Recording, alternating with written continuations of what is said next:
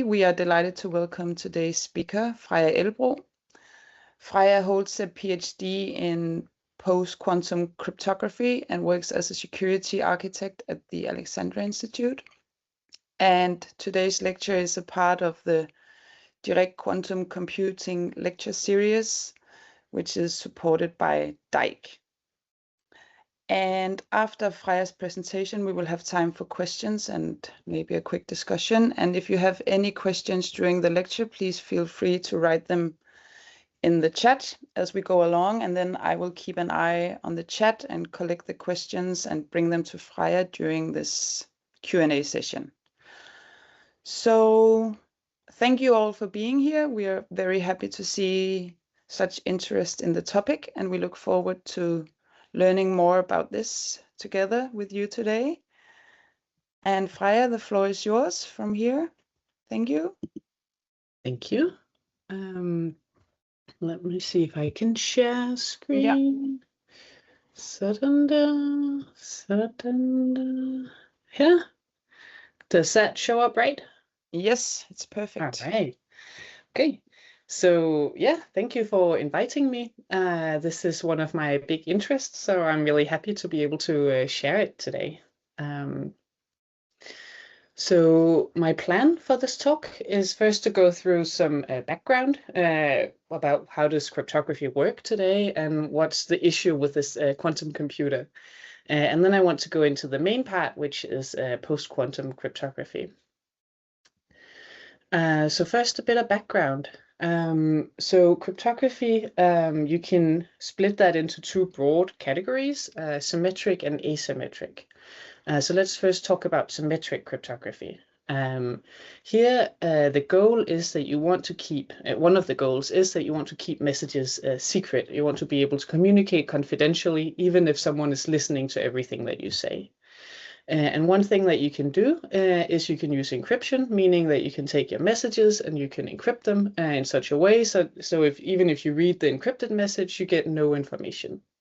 And in symmetric cryptography, the way that you encrypt, you need a secret key, and you need the same secret key to do the decryption. So examples of symmetric cryptography is AES and DES. So this is really nice. Symmetric cryptography is very efficient and really good if you've had the chance to exchange these keys. But if you haven't had a chance to meet up and exchange these secret keys, then you need asymmetric cryptography if you want to communicate confidentially. And to me, it's quite magical that this is possible. And the way I like to explain it is usually with a physical example, the physical analog to show how it's possible in the physical world. And what you can imagine is, so say Bob over here, I don't know if you can see my cursor. Can you see my cursor if I'm moving this around? Yeah, okay.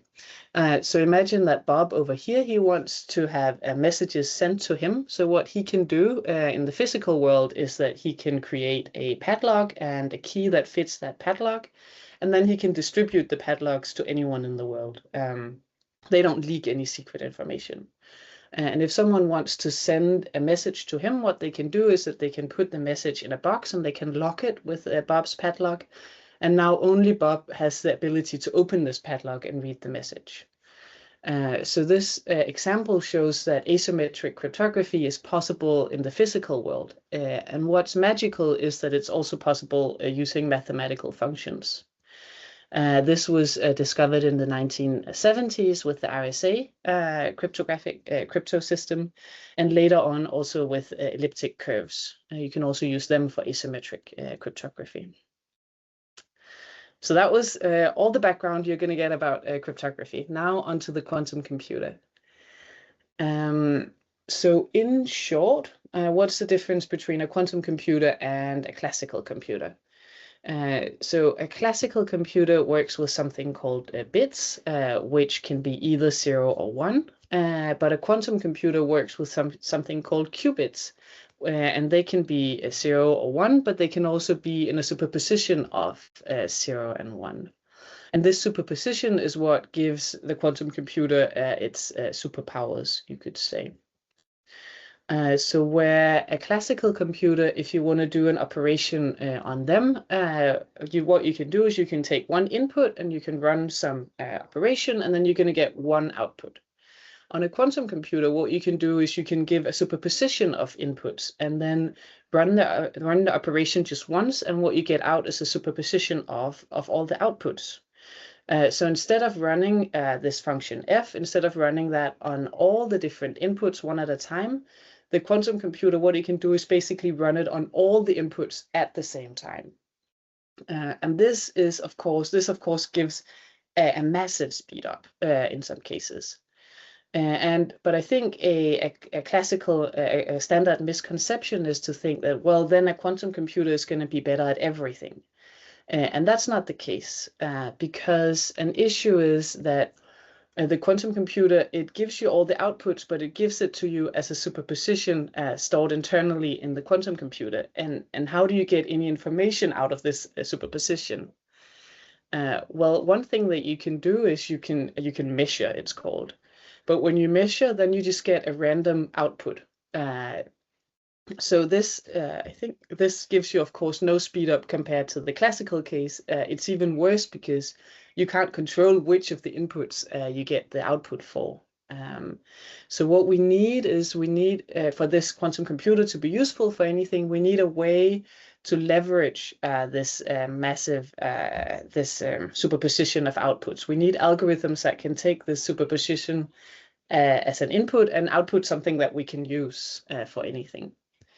And the two algorithms that are relevant for cryptography, they are called Shor's algorithm and Grover's algorithm.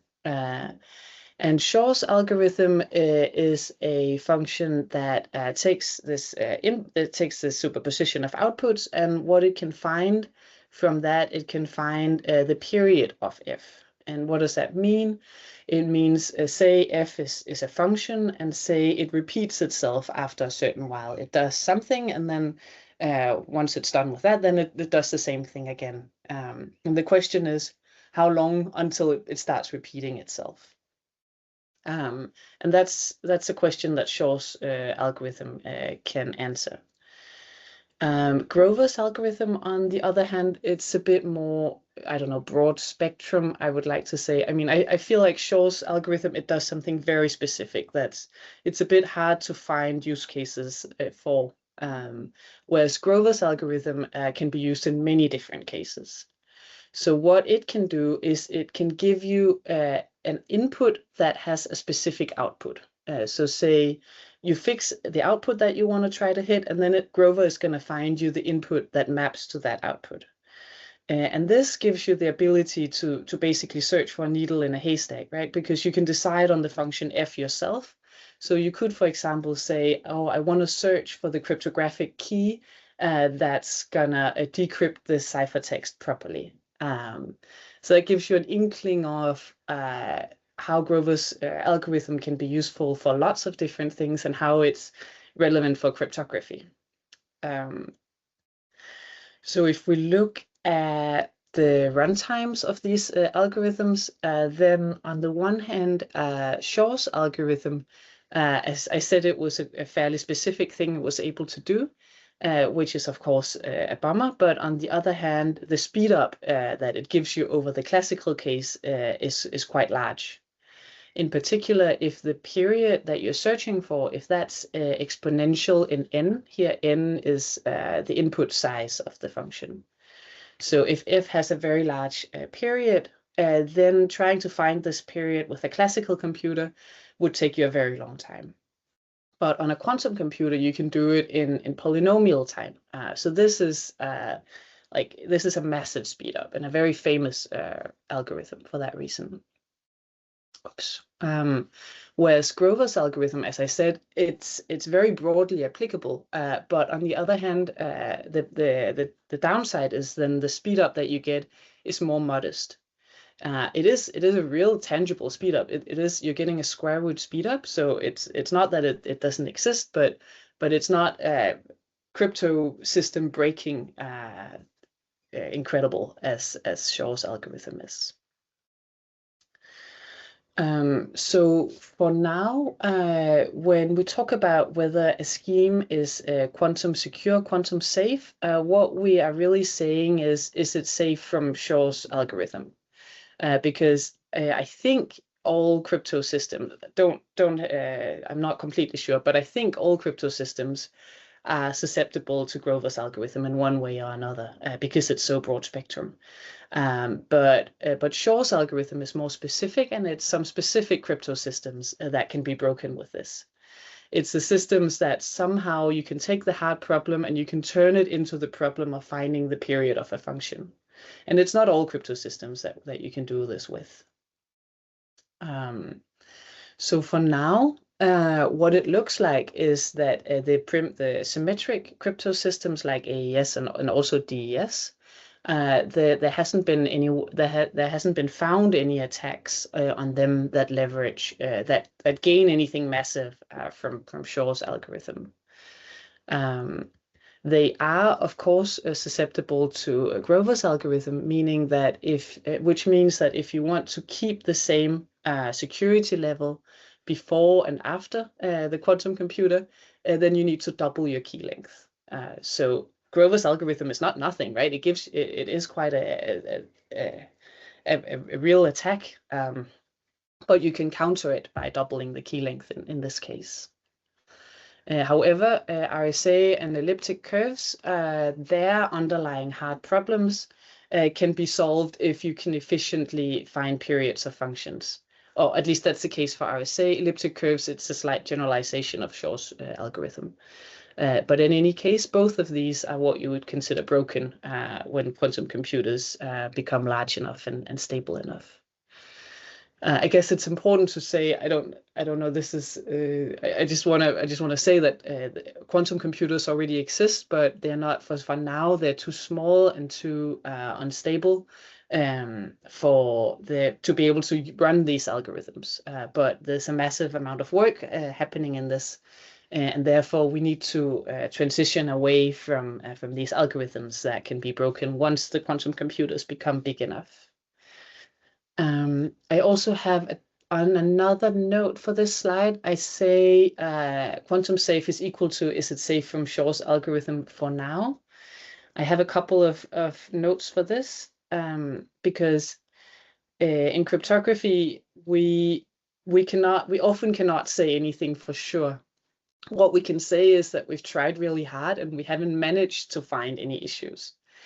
So what I mean with for now in this case is we haven't found other algorithms than Shor's or Grover's algorithms that are relevant for cryptography. And we haven't found any way to break AES using Shor's algorithm. So those are the two comments. That's why I write for now, because this is not a promise for the future. All right. So that was the introduction. So now moving on to the real topic of the talk, which is post-quantum cryptography. This is cryptographic schemes that, as far as we know, are secure against these quantum computers. And in this talk, I want to focus on key exchanges. And in particular, I want to focus on the key exchanges that have already been standardized, like ML-KEM, or are on their way to be standardized, HQC, FrodoKEM, and Classic McEliece.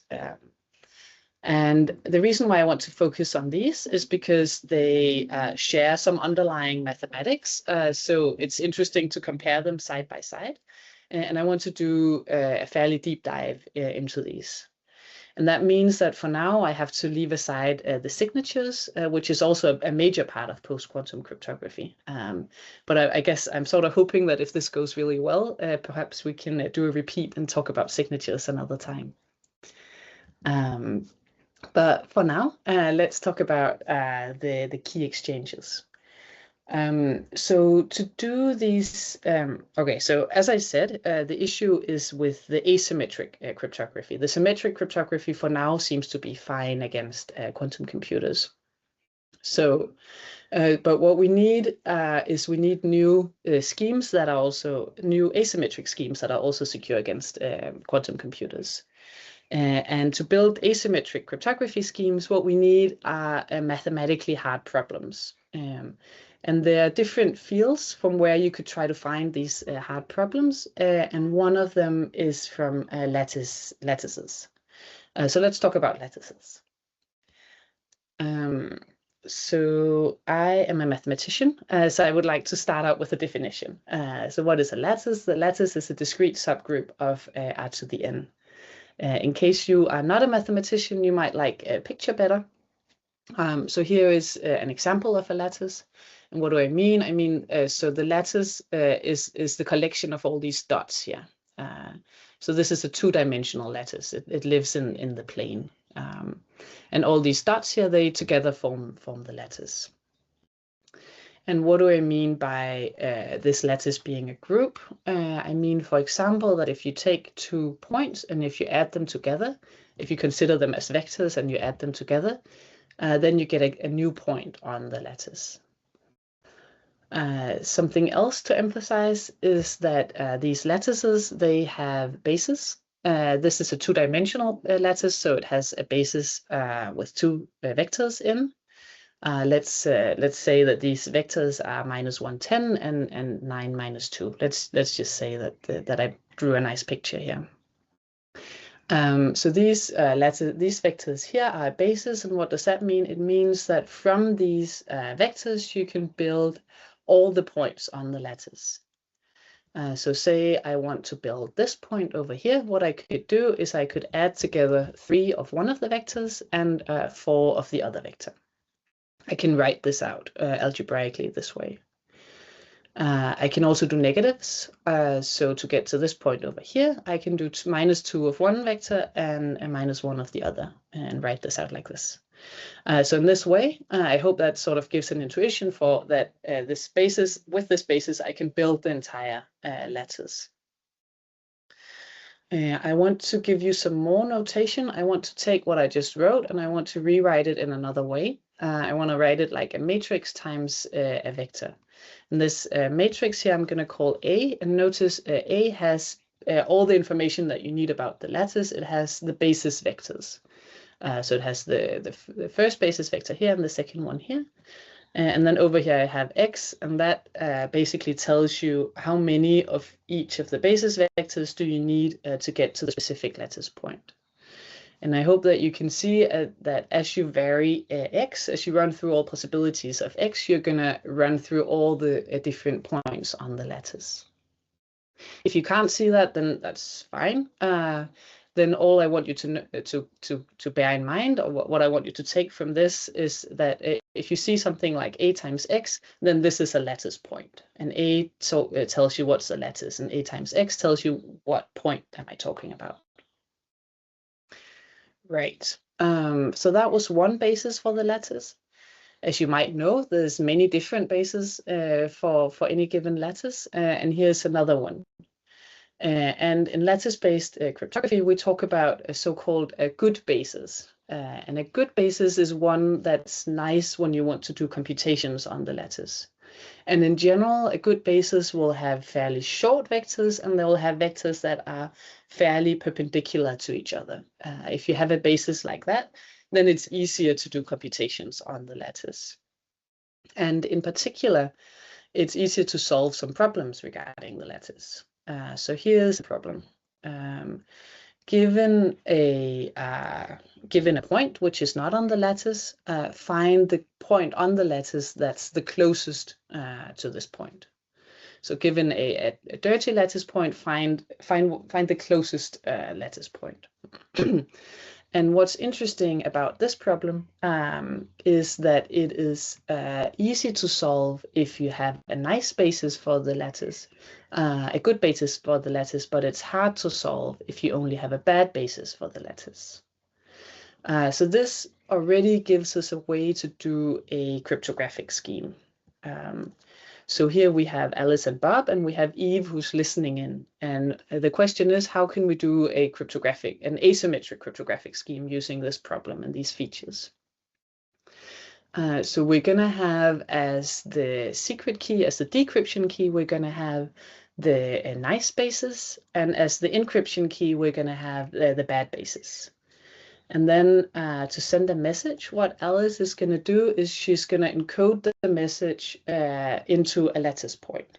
And she can do this because she has the bad basis for the lattice. So she can take her message and she can turn it into a lattice point. And to encrypt it, she's going to add an error to it. Now, Eve, if we believe that what I just said about the problem being hard if you only have a bad basis, now Eve only has the bad basis, so she won't be able to find this original lattice point. Whereas Bob, who has the nice basis, he can find the original lattice point. So that's one fairly simple way to make a cryptographic scheme from lattices. I just want to for this notation to stick. So remember, I want to call lattice points, I call them AX. And then I'm going to also have a notation for these erroneous lattice points, dirty lattice points. I'm going to call them T, and I'm going to think about them as a lattice point plus an error. And this error is, of course, going to be small in all dimensions, so it's close. So this T is close to AX. Right.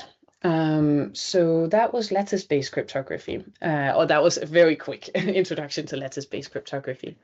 So now I want to talk about something called code-based cryptography. And this is basically, this is another family of cryptographic schemes that are also good for finding post-quantum secure cryptographic systems in. So what is code-based cryptography? Well, as I said, you need hard problems to do these cryptographic schemes. And in the lattice world, the hard problem was taking a erroneous lattice point and finding the closest point on the lattice. So we need. So the question is, what other hard problems can we use for cryptography? And the hard problems in code-based cryptography, they come from something called error-correcting codes.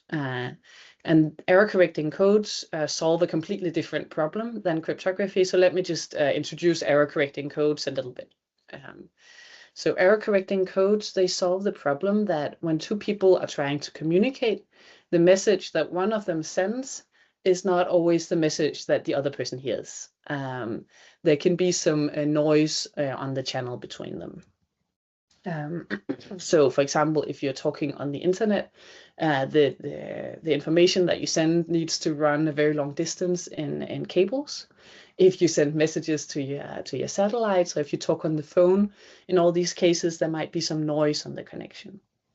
And error-correcting codes is a way to learn to live with this noise. So what do you do with error-correcting codes? What you do is, instead of sending just your message, you actually take your message and you encode it, which means you make it longer, and you add extra information to your message that will help the receiver remove the errors. So Alice over here, she's gonna encode her message, make it longer, add extra information. Bob is gonna receive the encoded message, but plus some error.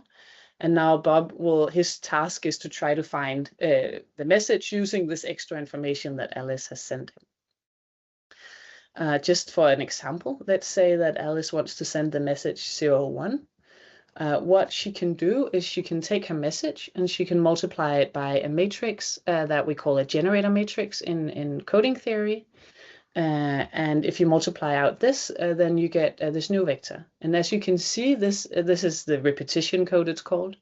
So what it does is basically it repeats each of the bits in Alice's message. It repeats it 3 times. So now Bob receives not quite what Alice sent, but some of the bits have been flipped. And now the task of Bob is to guess what was the original message. And he's going to assume that not too many errors happened. So he's going to assume that it's more likely that just one error happened on these first positions than 2 error happened. So he's going to assume that, and similarly for the second part of the message, so he's going to be able to decode correctly and find the message 01.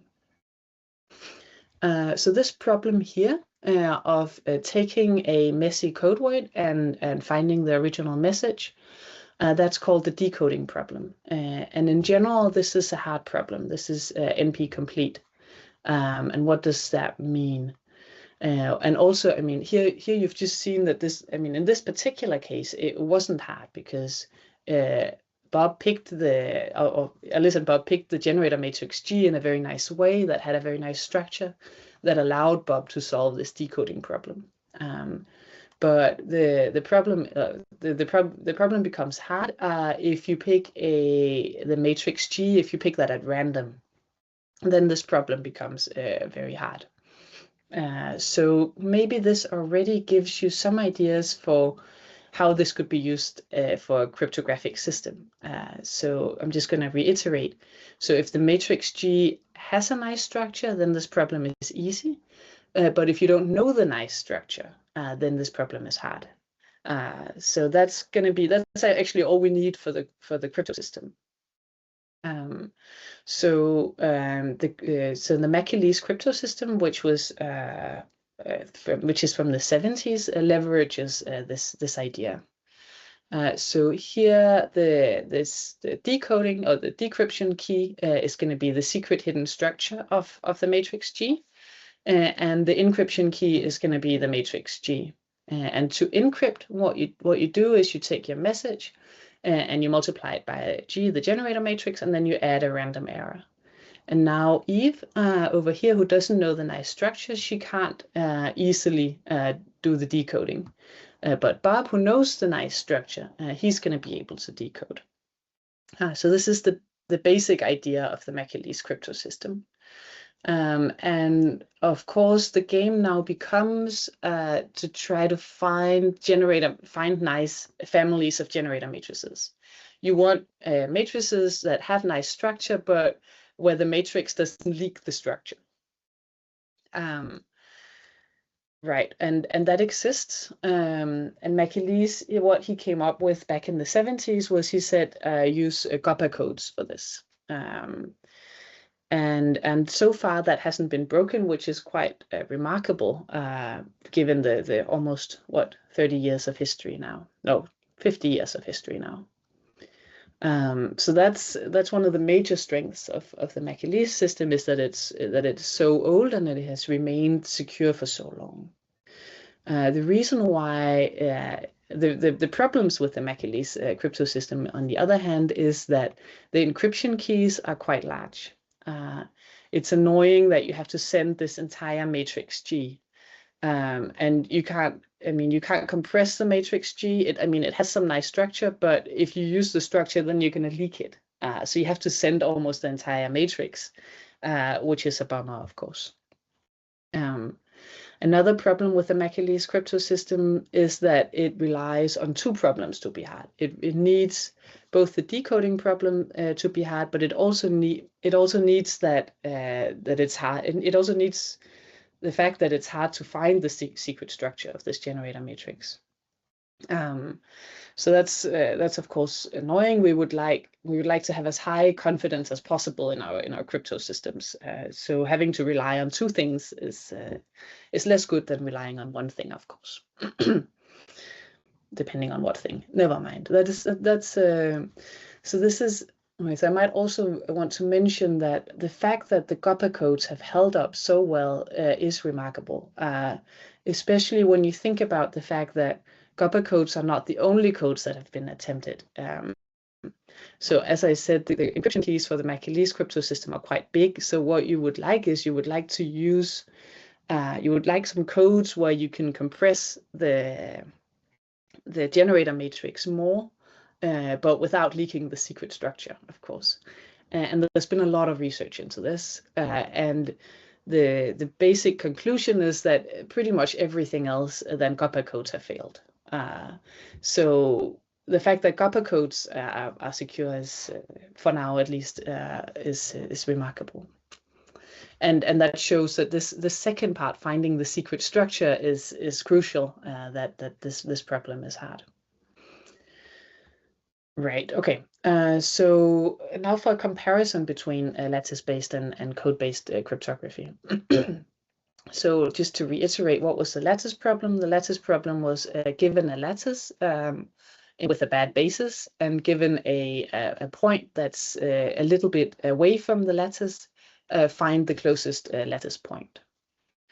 We can change the formulation. Instead of saying finding the lattice point, we could say instead find x. And that's because if we can find a times x, then we can also find x, because this is just a linear algebra. The hard part is getting rid of this error. So we're going to phrase the lattice problem in this way.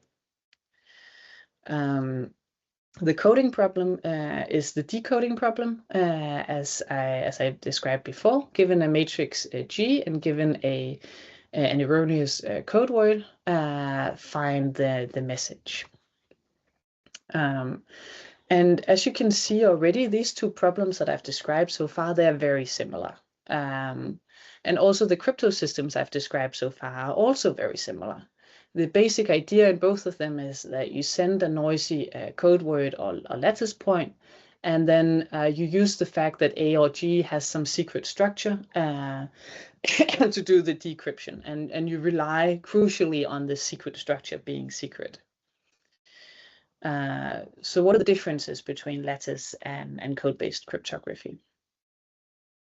Well, one difference is that vectors lie down in coding theory. And this is something that always annoys me. I mean, but it's just convention. It's just always been like that. They just lie like their vectors lying down.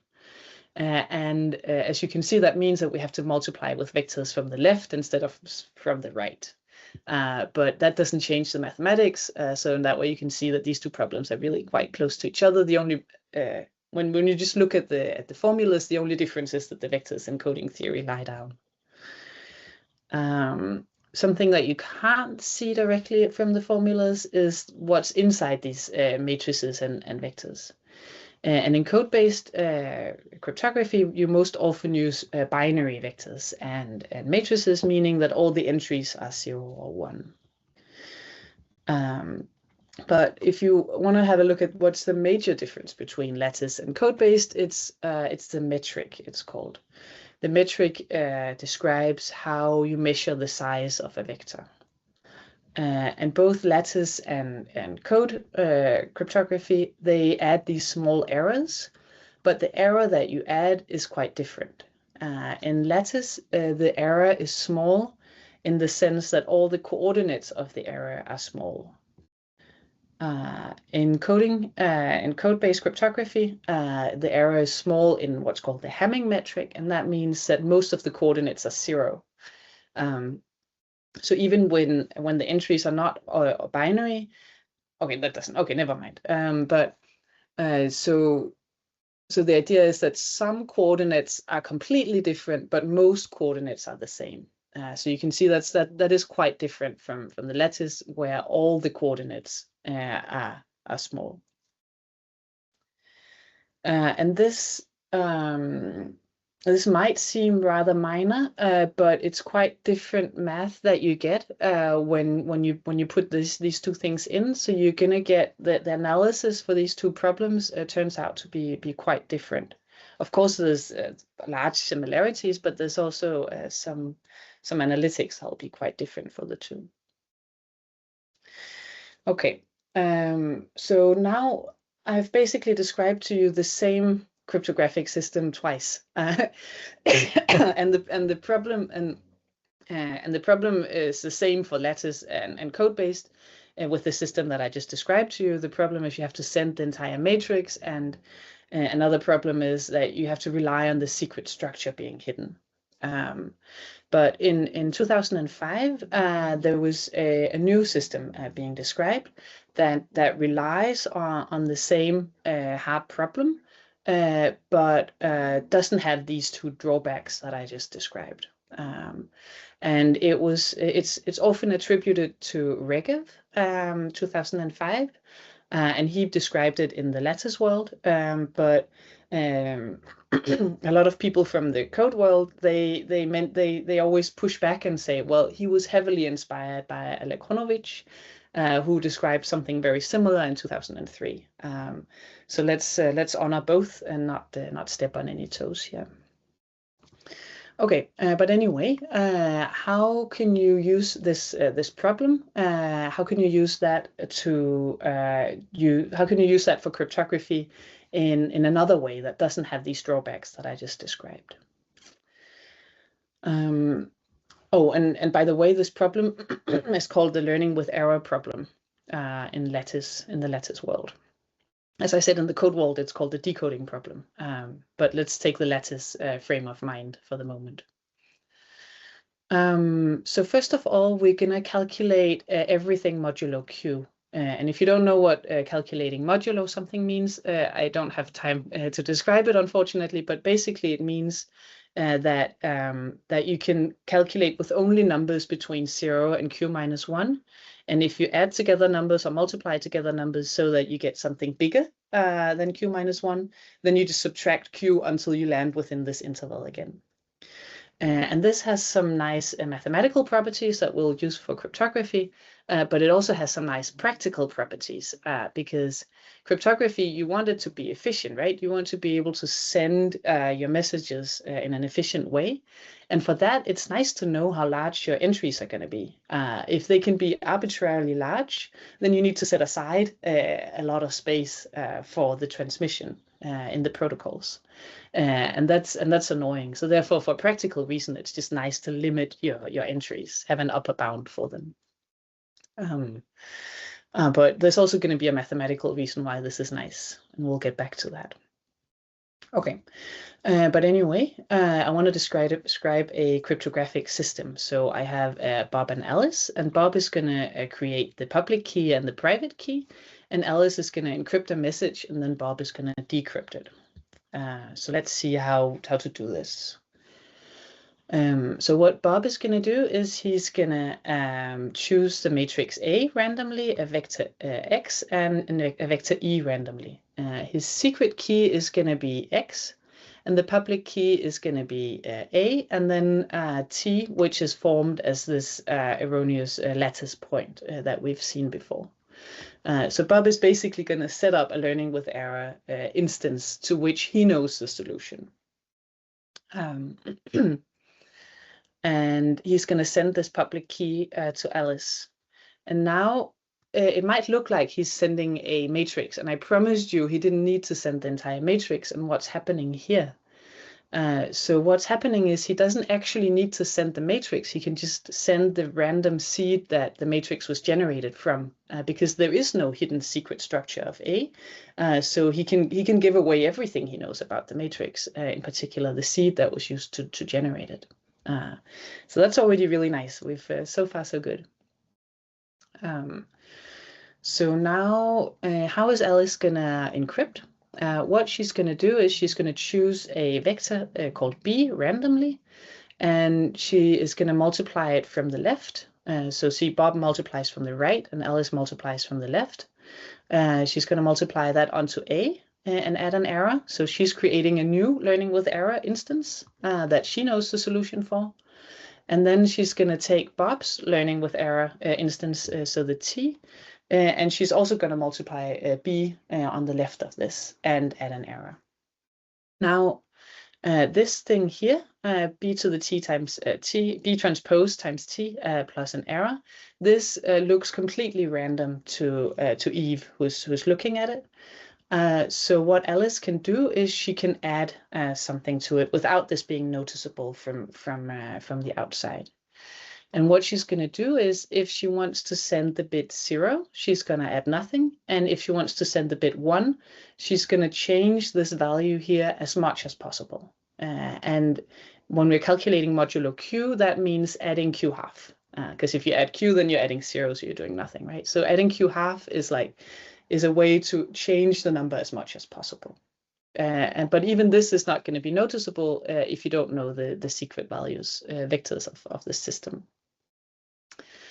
And of course, So what I'm describing here is a way to encrypt a single bit. And ideally, you would like to be able to send more than one bit of information.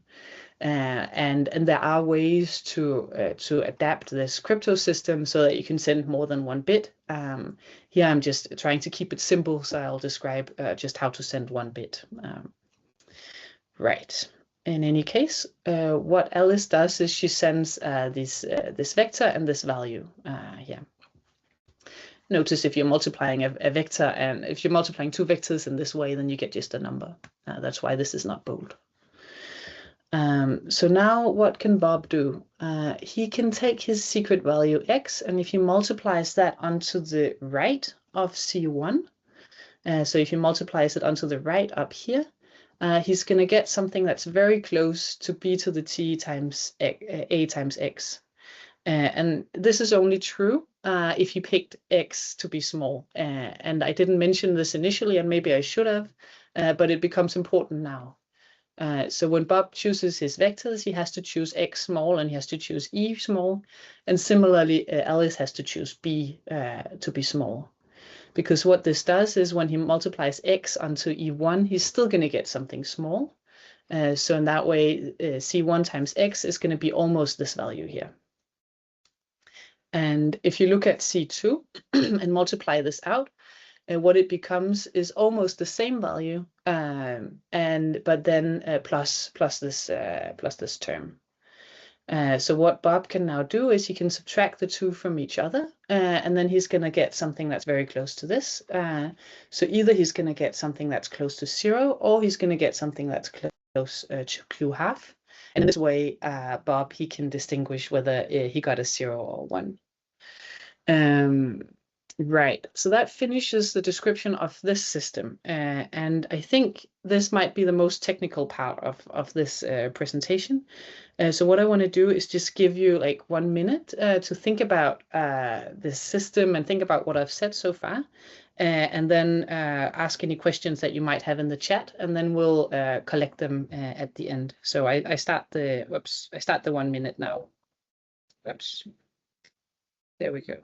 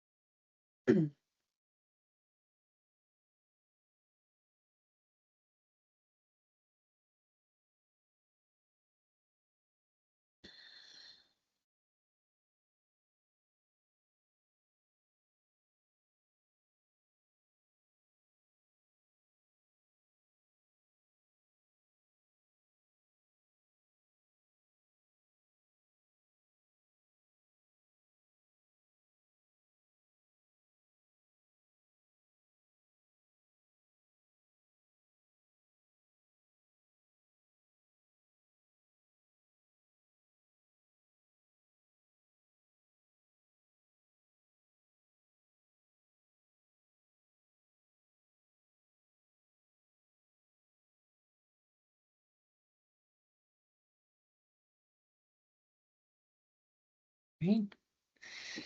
I hope that was helpful. I've never tried this setup before, so I mean, you can also let me know if that made sense to you or not. Actually, that would be nice feedback at the end if you could write that in. But anyway, I think this was the most technical this presentation becomes. So even if you didn't quite understand this, I promise there'll be the rest should be easier to follow. So now I described the system that RegEv came up with in 2005. And I didn't choose this system completely at random. I chose it because it's the foundation for ML-KEM and FrodoKEM and HQC. So all of these systems, they all inherit the basic idea from RegEv or Alexandrovich, how you want to see the history. But of course, these systems are not all the same. So how are they? Now I want to talk about how they are different. So in FrodoKEM, the matrix A, you choose that completely at random. So here's just an example of a random matrix. And in HQC, so FrodoKEM is lattice-based. HQC is in the code world. So A is binary, and it's also what's called circulant, meaning that only the first row is random, and then the next rows, they are just shifts of the first row. And ML-KEM looks not as neat as HQC, but it actually has pretty much the same structure, but you have to look at blocks. So here I've just drawn it with 4 blocks.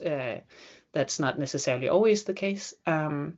But if you look at this top left block up here, then the first row, that is random, but then the second row is just a shift of the first row and then with a minus, and the last row is just a shift of the second row and with a minus. So you could call this A is block nega circulant. Anyway, so what's basically happening here is that HQC and ML-KEM, they have some structure to the matrix A. And this structure helps them in being more efficient than FrodoKEM. And it's quite hard to explain exactly why, but it has to do with how you go about sending more than 1 bit of information. Remember, before I explained to you just how to send 1 bit, and we would like to send more than 1 bit, and you can do this in a very neat way in HQC and ML-KEM because you're introducing this extra structure. Actually, I don't know how many of you this will make sense to, but describing this in terms of the matrix is actually a little bit weird. What you would actually like to describe it in terms of is the underlying ring. So actually, you would like to instead of describing the system as matrix vector multiplications, you would rather describe it as multiplications done in this specific ring. So this is set Q, so that means we're multiplying modulo Q, and this is such polynomials, and here we're modding out with a large polynomial so that the polynomial degree doesn't grow too much. Anyway, so in HQC and ML-KEM, we're using a ring structure, and this is of course, and this means that we get some speedups, we get some practical improvement, but it also gives extra structure to the learning with error problem, and the worry is whether this extra structure can be used to break the system more easily. Because of course, the more structure you have, the more things the attacker has at their disposal to try to make an attack. And so far, it seems like miraculously, in my mind, that the best attacks against ML-KEM and HQC, they don't leverage the structure. I mean, okay, so it's not completely true. There are some attacks that can leverage the structure, but they don't give a large speed up over the attacks that don't leverage the structure. And to me, this is remarkable because the amount of extra structure is enormous, right? Like you are, instead of having a complete random matrix, you have just 1 row of randomness, and I feel like that's a lot less randomness. So I feel like there should be something here, but people have looked at this for years, and so far no one has found a way to leverage this extra structure to make an attack. So that means that for now, HQC and ML-KEM, they get the benefit of the structure, but they don't suffer the security drawback, which means that they are quite efficient. On the other hand, FrodoKEM was created because they didn't want to. They wanted to be as secure as possible, so they didn't want this extra structure. And the name is I find quite amusing. The idea is that FrodoKEM has lost the ring. So both of these, they do multiplications in a ring, and FrodoKEM has lost it. That's the motivation for the name. And the motivation for FrodoKEM is exactly this: to not have this ring that might introduce an extra attack vector. But if you look at the performance of the schemes, then you can see how this hurts FrodoKEM. So if we just look at security level 1, so here I'm trying to compare apples and apples. So I'm trying to compare schemes that have the same offer the same amount of security. I'm also taking in elliptic curves, and of course these are not quantum secure, but I picked one that has the same classical security as the others. So this one should have about the same, should require about the same amount of work to break with a classical computer as the others. And as you can see, the elliptic curves are remarkable. They have tiny keys and ciphertext compared to the others. So in a way, I see this as we've been really lucky that we've had elliptic curves for so long, and they have given us really sleek cryptography. And now, unfortunately, we need to find other encryption systems. And ML-KEM was chosen in the NIST competition, and it's among other things because it has quite good performance, as you can see here. And HQC is chosen as a backup by the NIST organization, and as you can see, it's comparable to ML-KEM. And I mean, so basically the difference between ML-KEM and HQC, one of the main differences is that ML-KEM is lattice-based and HQC is code-based. So the hope is that if one of them is broken, then the other one, then it's easy to change to the other one. And that's why HQC is also being standardized. But now the next one on the list is FrodoKEM. And as you can see, this one suffers because it doesn't use this ring. It got rid of it. And the final one I have on the list is McEliece that I introduced a while back. As you might be able to remember, the issue with McEliece is that you have to send the entire matrix. We haven't found a way to compress the matrix without leaking the structure. So that means the key size is really large. And that's of course annoying, a bummer. But on the other hand, what you get from McEliece is then you get a smaller ciphertext size. So the argument for McEliece is both that it's very old, so it's seen sometimes as a conservative choice because it's been around for so long and no one has found any major attacks against it. And then another argument for using it could be in cases where you only need to send the key once, but then can send many ciphertexts afterwards. Then it might be a worthwhile trade-off as well. Right. So far I have only described encryption systems, and what I actually want to go. Oh no, I'm running out of time. Oh, I got so excited. I guess I have to, because we started at 2, right? Yeah, we did. Basically, okay. We have 7 minutes left, but there's one question in the chat so far. So if you need like a few minutes to wrap up your presentation, I think it's fine.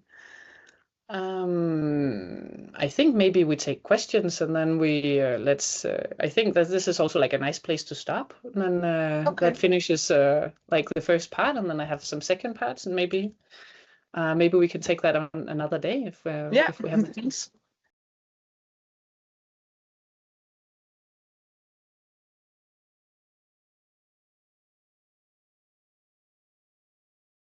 Okay, so thank you, Freja, for a nice presentation and for making something very complex a bit more understandable.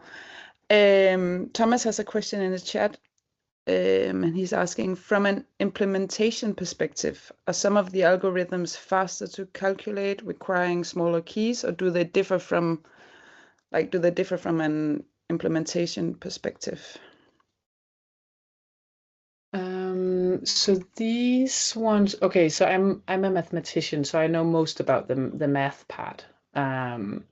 But the reason why I didn't include how long it takes to run the algorithms in this table is because that seems to be the smaller issue here.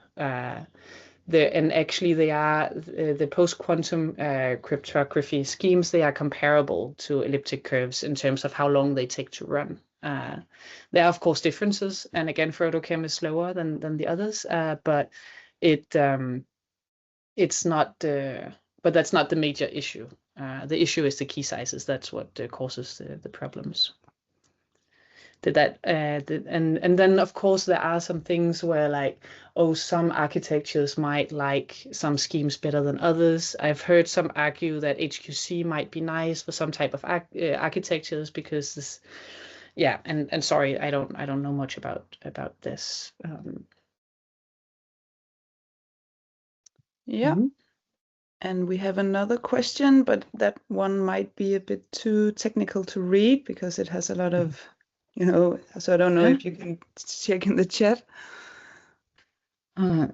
Seems like almost all schemes are defined in set Q or finite group, while lattice-based cryptography presented earlier was defined over real field. How is it possible to implement protocols over R infinite set?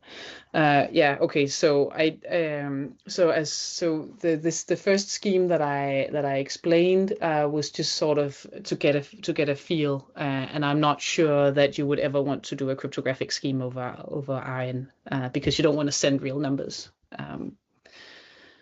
Yeah.